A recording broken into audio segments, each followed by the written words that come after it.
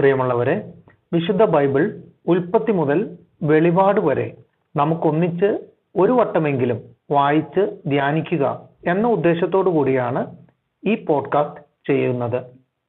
ഈ ബൈബിൾ പാരായണത്തിന് നമ്മൾ ഉപയോഗിക്കുന്നത് POC മലയാളം ബൈബിളാണ്. ഓർക്കുക, നാം വചനം വായിക്കുമ്പോൾ ഈശോ വചനമായി നമ്മോടൊപ്പം ഉണ്ടായിരിക്കും. മുടക്കം കൂടാതെ വചനം വായിക്കുന്നത് ഒരു നിയോഗമായി നമുക്കെടുക്കാം. അതിനായി പരിശുദ്ധാത്മാവേ, ഞങ്ങളെ ശക്തിപ്പെടുത്തണമേ എന്ന് പ്രാർത്ഥിക്കാം. അതോടൊപ്പം വചനത്തിലെ വാഗ്ദാനങ്ങൾ ഞങ്ങളിലും ഞങ്ങളുടെ കുടുംബങ്ങളിലും നിറവേറണമേ എന്ന് പ്രാർത്ഥിച്ചുകൊണ്ട് നമുക്ക് ആരംഭിക്കാം. ഇന്ന് നമ്മൾ വായിച്ച് ധ്യാനിക്കുക യൂഥിത്തിന്റെ പുസ്തകം 13, 14 അധ്യായങ്ങളാണ്. അധ്യായം 13, ഹോളോഫർണസിനെ വധിക്കുന്നു. സന്ധ്യയായപ്പോൾ ഹോളോഫർണസിന്റെ അടിമകൾ വേഗം പിൻവാങ്ങി. ബഗോവാസ് യജമാന സന്നിധിയിൽ നിന്ന് സേവകന്മാരെയെല്ലാം വെളിയിലാക്കി കൂടാര കവാടം പുറത്തുനിന്നടച്ചു. വിരുന്ന് നീണ്ടുപോയതിനാൽ ക്ഷീണിതരായ അവർ ഉടനെ പോയി കിടന്നു. കൂടാരത്തിൽ വീഞ്ഞു കുടിച്ച് മത്തനായി കിടക്കയിൽ കിടക്കുന്ന ഹോളോഫർണസിന്റെ സമീപം യൂദിത്ത് മാത്രം അവശേഷിച്ചു. ശയനമുറിയിൽ നിന്ന് താൻ പുറത്തു വരുന്നതുവരെ പതിവ് പോലെ കാത്തു നിൽക്കാൻ അവൾ ദാസിയോട് പറഞ്ഞിരുന്നു. താൻ പ്രാർത്ഥിക്കാൻ പോകുമെന്നും അവൾ പറഞ്ഞിരുന്നു. ബഗോവാസിനോടും അങ്ങനെ തന്നെ പറഞ്ഞു. അങ്ങനെ എല്ലാവരും പോയി. ചെറിയവനോ വലിയവനോ ആരും കിടക്കറയിൽ അവശേഷിച്ചില്ല. യൂദിത്ത് അവന്റെ കിടക്കയ്ക്കടുത്തു നിന്നുകൊണ്ട് ഹൃദയത്തിൽ മന്ത്രിച്ചു, സർവശക്തനായ ദൈവമായ കർത്താവേ, അവിടുന്ന് ഇപ്പോൾ ജെറുസലേമിന്റെ മഹത്വത്തിനു വേണ്ടിയുള്ള എന്റെ പ്രവൃത്തിയെ കടാക്ഷിക്കണമേ.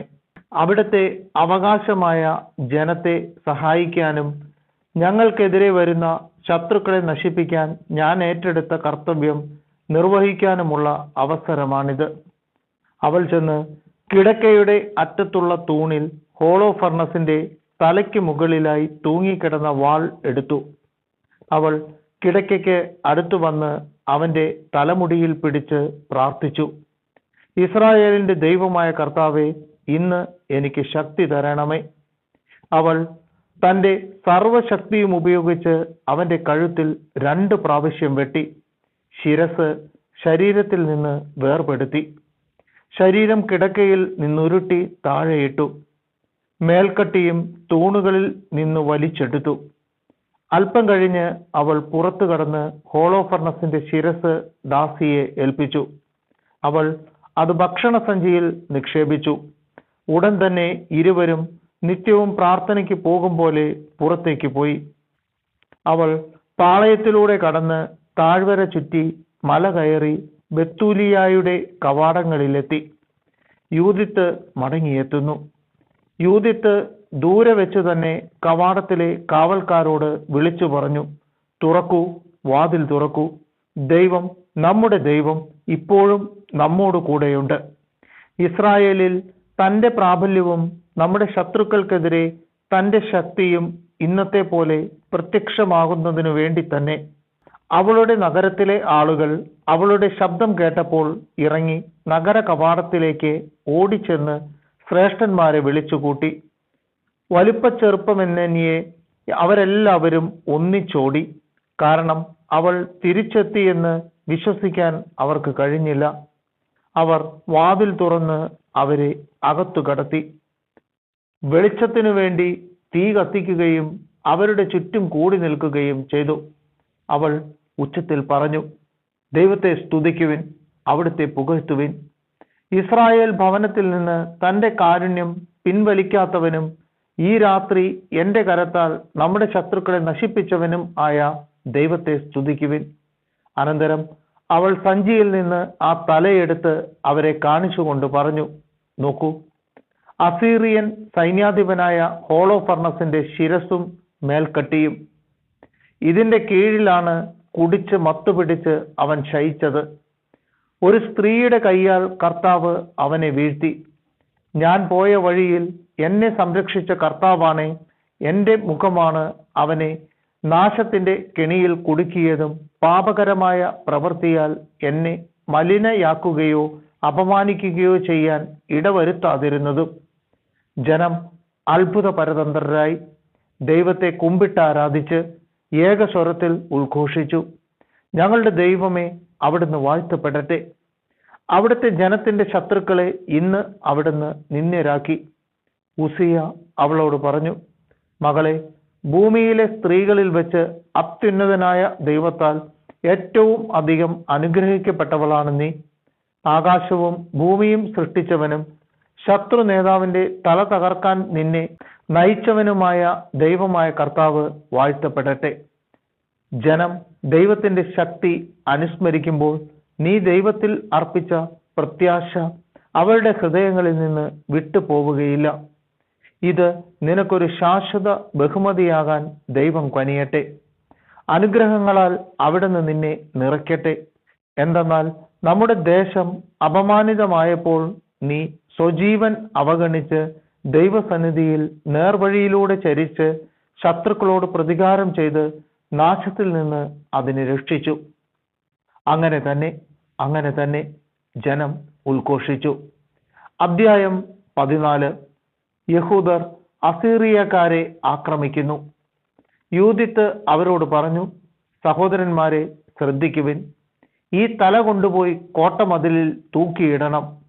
പ്രഭാതമായി സൂര്യൻ ഉദിച്ചു തുടങ്ങുമ്പോൾ വീരന്മാരെല്ലാവരും ആയുധങ്ങൾ എടുത്ത് ഒരു നേതാവിന്റെ കീഴിൽ പട്ടണം കടന്ന് അസീറിയരുടെ പുറം താവളത്തിനെതിരെ എന്ന ഭാവേന സമതലത്തിലേക്ക് പുറപ്പെടണം. എന്നാൽ താഴേക്ക് ഇറങ്ങരുത്. അവർ ആയുധങ്ങളുമെടുത്ത് പാളയത്തിലേക്ക് ചെന്ന് അസീറിയൻ സേനാപതികളെ ഉണർത്തും. അവർ ഉടനെ ഹോളോഫർണസിന്റെ കൂടാരത്തിലേക്ക് ഓടും, പക്ഷേ അവനെ കാണുകയില്ല. അപ്പോൾ ഭയവിഹലരായി അവർ പലായനം ചെയ്യും. തത്സമയം നിങ്ങളും ഇസ്രായേലിന്റെ അതിർത്തിക്കുള്ളിൽ വസിക്കുന്നവരും പിന്തുടർന്നു ചെന്ന് അവരെ വെട്ടിവീഴ്ത്തണം. ഇതിനെല്ലാം മുൻപേ അമോന്യനായ ആഖിയോറിനെ ഇങ്ങോട്ട് നയിക്കുക. ഇസ്രായേൽ ഭവനത്തെ നിന്ദിച്ചവനും മരണത്തിലേക്കെന്ന പോലെ തന്നെ നമ്മുടെ അടുക്കലേക്ക് അയച്ചവനും ആയ ആ മനുഷ്യനെ അവൻ കണ്ട് തിരിച്ചറിയട്ടെ. അവർ ആഖിയോറിനെ ഉസിയായുടെ ഗൃഹത്തിൽ നിന്ന് വിളിപ്പിച്ചു. അവൻ വന്നപ്പോൾ ജനക്കൂട്ടത്തിൽ ഒരാളുടെ കയ്യിൽ ഹോളോഫർണസിന്റെ തല കണ്ട് മൂർച്ഛിച്ച് കമിഴ്ന്നു വീണു. അവർ എഴുന്നേൽപ്പിച്ച ഉടനെ അവൻ യൂദത്തിന്റെ പാദത്തിൽ വീണ് മുട്ടിന്മേൽ നിന്നുകൊണ്ട് പറഞ്ഞു, യൂദായുടെ കൂടാരങ്ങളിലെങ്ങും നീ വാഴ്ത്തപ്പെടും. ഏതു രാജ്യത്തായാലും ആളുകൾ നിന്റെ പേര് കേട്ടാൽ ഭയചകിതരാകും. ഈ ദിവസങ്ങളിൽ നീ എന്തെല്ലാമാണ് ചെയ്തതെന്ന് പറഞ്ഞാലും. അപ്പോൾ യൂദിത്ത് താൻ അവരെ പിരിഞ്ഞുപോയ ദിവസം മുതൽ അവരോട് സംസാരിക്കുന്ന ആ നിമിഷം വരെയുള്ള തൻ്റെ പ്രവർത്തനങ്ങൾ ജനത്തിന്റെ മുൻപിൽ വെച്ച് അവനെ വിവരിച്ച് കേൾപ്പിച്ചു. അവൾ പറഞ്ഞു തീർന്നപ്പോൾ ജനം ആർപ്പു വിളിക്കുകയും നഗരമാകെ ആഹ്ലാദധ്വനികൾ മുഴക്കുകയും ചെയ്തു. ഇസ്രായേലിന്റെ ദൈവം ചെയ്ത പ്രവൃത്തികൾ കണ്ട ആഖിയോർ ദൈവത്തിൽ ഗാഢമായി വിശ്വസിക്കുകയും പരിച്ഛേദനം സ്വീകരിച്ച് ഇസ്രായേൽ ഭവനത്തോട് ചേരുകയും ചെയ്തു. ഇന്നും അങ്ങനെ തുടരുന്നു. പ്രഭാതമായപ്പോൾ അവർ ഹോളോഫർണസിന്റെ ശിരസ് മതിലിൽ തൂക്കി. അവർ ആയുധവുമേന്തി ഗണങ്ങളായി മലമ്പാതകളിലേക്ക് പുറപ്പെട്ടു. അസീറിയക്കാർ ഇത് കണ്ട് തങ്ങളുടെ സേനാപതികളെ വിവരമറിയിക്കുകയും സൈന്യാധിപന്മാർ, മറ്റു പടത്തലവന്മാർ, ഗണനായകന്മാർ എന്നിവരുടെ അടുത്തേക്ക് പോവുകയും ചെയ്തു. അവർ ഹോളോഫർണസിന്റെ കൂടാരത്തിലെത്തി. അവന്റെ സ്വകാര്യ പരിചാരകനോട് പറഞ്ഞു, ഞങ്ങളുടെ യജമാനനെ ഉണർത്തുക. ഇതാ, ആ അടിമകൾ തങ്ങളുടെ സമ്പൂർണ്ണ നാശത്തിന് നമുക്കെതിരെ യുദ്ധത്തിന് പുറപ്പെടാനുള്ള ധൈര്യം കാണിച്ചിരിക്കുന്നു.